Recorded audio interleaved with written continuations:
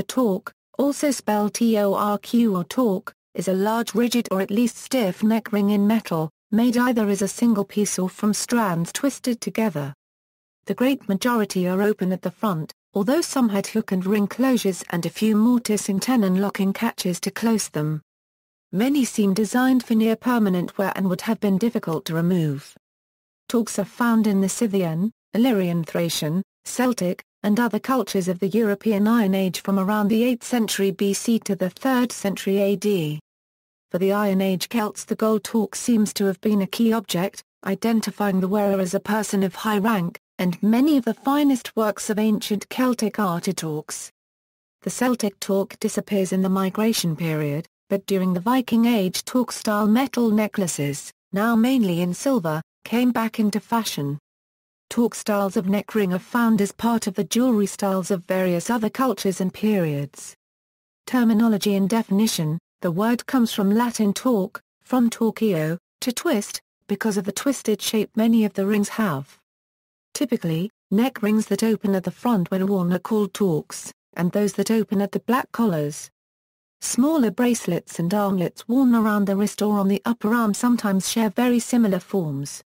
Torcs were made from single or multiple intertwined metal rods, or ropes of twisted wire, usually gold or bronze, less often silver, iron or other metals, bearing in mind that gold, bronze and silver survive best when buried for long periods. Elaborate examples, sometimes hollow, used a variety of techniques, but complex decoration was usually begun by casting and then worked by further techniques. The Ipswich hoard includes unfinished torcs that give clear evidence of the stages of work. Flat-ended terminals are called buffers, and in types like the fused buffer shape, where what resemble two terminals are actually a single piece, the element is called a muff. Bronze Age Europe and the East. There are several types of rigid gold and sometimes bronze necklaces and collars of the later European Bronze Age, from around 1200 BC, many of which are classed as torcs. They are mostly twisted in various conformations, including the twisted ribbon type, where a thin strip of gold is twisted into a spiral. Other examples twist a bar with a square or X section, or just use round wire, with both types in the 3/12 euro, or 11th century BC specimens found at Tiers Cross, Pembrokeshire, Wales. The Milton Keynes hoard contained two large examples of thicker rounded forms, as also used for bracelets. The terminals are not emphasized as in typical Iron Age torcs, though many can be closed by hooking the simple terminals together. Many of these torcs are too small to be worn round the neck of an adult, and were either worn as bracelets or armlets, or by children or statues. Archaeologists find dating many torcs difficult, with some believing torcs were retained for periods of centuries as heirlooms, and others believing there were two periods of production. Differing ratios of silver in the gold of other objects are typically up to 15% in the Bronze Age but up to 20% in the Iron Age. Euro can help decide the question. There are several flared gold torcs with a C-shaped section in a huge hoard of late Bronze Age gold from 800–700 BC found at Moorgorn North, County Clare in Ireland.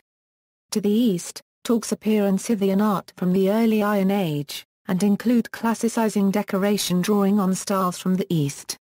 Torcs are also found in Thraco-Cimmerian art.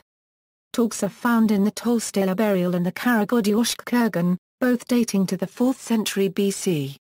A torc is part of the Peshkepina hoard dating to the 7th century AD. Thin torcs, often with animal head terminals, are found in the art of the Persian Achaemenid Empire, with some other elements derived from Scythian art. Celtic torcs. Depictions of the gods and goddesses of Celtic mythology sometimes show them wearing or carrying torcs, as in images of the god Cernunnos wearing one torc around his neck, with torcs hanging from his antlers or held in his hand, as on the Gundestrup cauldron. This may represent the deity as the source of power and riches, as the torc was a sign of nobility and high social status. The famous Roman copy of the original Greek sculpture The Dying Gaul depicts a wounded Gaulish warrior naked except for a torc, which is how Polybius described the Gazati, Celtic warriors from modern northern Italy or the Alps, fighting at the Battle of Telamon in 225 BC, although other Celts there were clothed. One of the earliest known depictions of a torc can be found on the Warrior of Hirschlinden, and a high proportion of the few Celtic statues of human figures, mostly male, show them wearing torcs. Other possible functions that have been proposed for torcs include use as rattles in rituals or otherwise, as some have stones or metal pieces inside them, and representations of figures thought to be deities carrying torcs in their hand may depict this. Some are too heavy to wear for long, and may have been made to place on cult statues. Very few of these remain, but they may well have been in wood and not survived. Torcs were clearly valuable, and often found broken in pieces, so being a store of value may have been an important part of their use. It has been noted that the Iberian gold examples seem to be made at fixed weights that are multiples of the Phoenician shekel. With bracelets, torcs are the most important category of Celtic gold, though armlets and anklets were also worn. In contrast, finger rings were less common among the early Celts. The earliest Celtic torcs are mostly found buried with women, for example, the gold torc from the Latani period chariot burial of a princess, found in Wald-al-Jeshim, Germany, and others found in female graves at Vix in France and Rheinheim. Another Latani example was found as part of a hoard or ritual deposit buried near Erstfeld in Switzerland. It is thought by some authors that the torc was mostly an ornament for women until the late 3rd century BC, when it became an attribute of warriors. However, there is evidence for male wear in the early period. In a rich double burial of the Hallstatt period at Hochmachal, the man wears an iron torc and the female a necklace with beads. A heavy torc in silver over an iron core with bull's head terminals, weighing over 6 kilos, from Treitingen, Germany, probably dates to the 2nd century BC. Many finds of torcs, especially in groups and in association with other valuables but not associated with a burial, are clearly deliberate deposits whose function is unclear. They may have been ritual deposits or hidden for safekeeping in times of warfare. Some may represent the work in progress of a workshop. After the early period, torcs are especially prominent in the Celtic cultures reaching to a coast of the Atlantic, from modern Spain to Ireland, and on both sides of the English Channel. Some very elaborately worked torcs with relief decoration in a late form of Latani style have been found in Britain and Ireland, dating from roughly the 3rd to 1st centuries BC. There may be a connection with an older tradition in the British Isles of elaborate gold neckwear in the form of gold lunulars, which seem centered on Ireland in the Bronze Age, and later flat or curved wide collars. Gold twisted ribbon torcs are found from both periods, but also imported styles such as the fused buffer. The most elaborate late insular torcs are thick and often hollow, some with terminals forming a ring or loop. The most famous English example is the 1st century BC multi-stranded Electrum Snetischen torc found in northwestern Norfolk in England, while the single hollow torc in the Breuter gold hoard, with relief decoration all round the hoop, is the finest example of this type from Ireland, also 1st century BC. The Stirling hoard, a rare find in Scotland of 4 gold torcs, 2 twisted ribbons, dating from the 3rd to 1st century BC was discovered in September 2009. The Roman Titus Manlius in 361 BC challenged a Gaul to single combat, killed him, and then took his torc. Because he always wore it, he received the nickname Torquatus, and it was adopted by his family. After this, Romans adopted the torc as a decoration for distinguished soldiers and elite units during Republican times. A few Roman torcs have been discovered. Pliny the Elder records that after a battle in 386 BC the Romans recovered 183 torcs from the Celtic dead, and similar booty is mentioned by other authors. It is not clear whether the Gallo-Roman warrior of Vitiers, a sculpture of a soldier in Roman military dress, wears a torc as part of his Roman uniform or as a reflection of his Celtic background. Quintilian says that the Emperor Augustus was presented by Gauls with a gold torc weighing 100 Roman pounds, far too heavy to wear. A torc from the 1st century BC Winchester hoard, is broadly in Celtic style but uses the Roman technique of laced gold wire, suggesting it may have been a diplomatic gift from a Roman to a British tribal king. A very late example of a torc used as ceremonial item in early medieval Wales can be found in the writings of Gerald of Wales. The author wrote that there still existed a certain royal torque that had once been worn by Prince Cynog ap Brychan of Brycheiniog and was known as Saint Cynog's collar. Gerald encountered and described this relic first-hand while travelling through Wales in 1188. Of it he says, "It is most like to golden weight, nature, and colour. It is in 4 pieces wrought round, joined together artificially, and clefted as it were in the middle, with a dog's head, the teeth standing outward. It is esteemed by the inhabitants so powerful a relic, that no man dares swear falsely when it is laid before him." It is of course possible that this torque long predated the reign of Prince Cynog and was a much earlier relic that had been recycled during the British Dark Ages to be used as a symbol of royal authority. It is now lost. There are mentions in medieval compilations of Irish mythology. For example, in the Lebagarbala Permilrina Lather wore 5 golden torques when meeting a ewe. Shapes and decoration. Most achaemenid torques are thin single round bars with matching animal heads as the terminals, facing each other at the front. Some early Celtic forms break from the normal style of torque by lacking a break at the throat, and instead are heavily decorated at the continuous front, with animal elements and short rows of balusters, rounded projections coming to a blunt point. These are seen both on the sculpted torque worn by the stone Globerg warrior, and a gold torque found in the same oppidum. Later Celtic torques nearly all returned to having a break at the throat and strong emphasis on the 2 terminals. The Vix torque has 2 very finely made winged horses standing on fancy platforms projecting sideways just before the terminals, which are flattened balls under lion's feet. Like other elite Celtic pieces in the Orientalizing style, the decoration shows Greek influence but not a classical style, and the piece may have been made by Greeks in the Celtic taste, or a Gecko-Etruscan workshop, or by Celts with foreign training.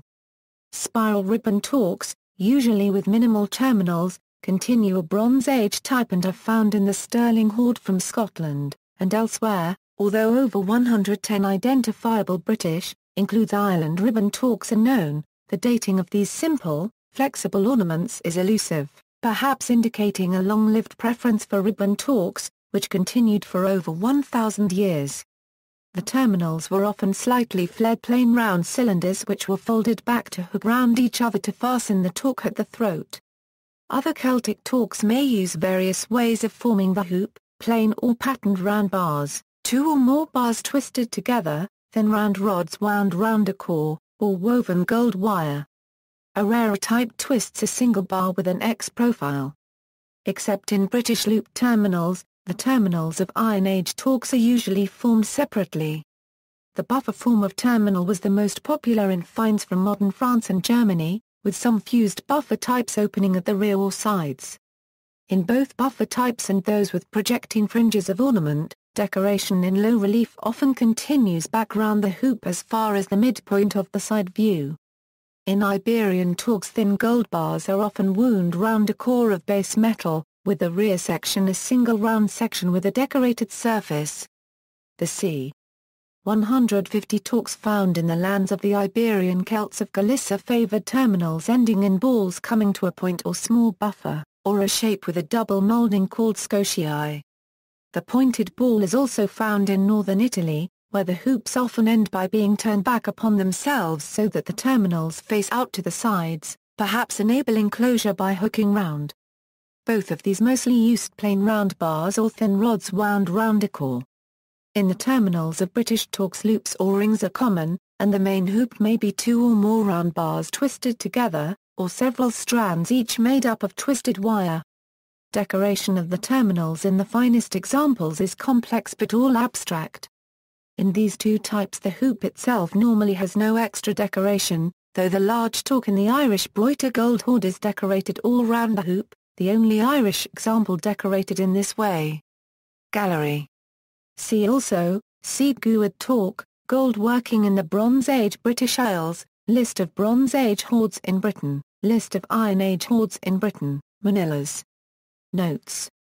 References, Brailsford, J.W., The Seed Gourd Torque, The British Museum Quarterly, Volume 35, No. 1/4, pages 16-19, JSTOR, Cahill, Mary, The Duyork Hoard, Irish Arts Review, Volume 19, Number 1, pages 118 a €121, JSTOR, Gonzalez Rubel, Alfredo, Artistic Expression and Material Culture in Celtic Galatia, E. Keltoi, Volume 6, online, Green, Miranda, Celtic Art, Reading the Messages, 1996, The Everyman Art Library, ISBN 0297833650, Lying, Lloyd and Jennifer.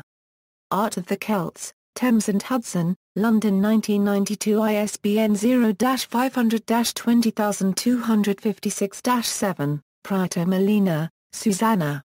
Los Torcs Castria plus or minus Os del Noroeste de la Pena en Sulaíba. Copyright Rica.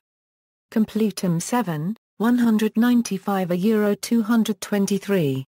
Treasures of Early Irish Art, 1500 BC to 1500 AD, an exhibition catalogue from the Metropolitan Museum of Art, which contains material on Torcs, Taylor, Joan J., Bronze Age goldwork of the British Isles, 1980, Cambridge University Press, Google Books, Wallace, Patrick F., Afloin, Ranald eds.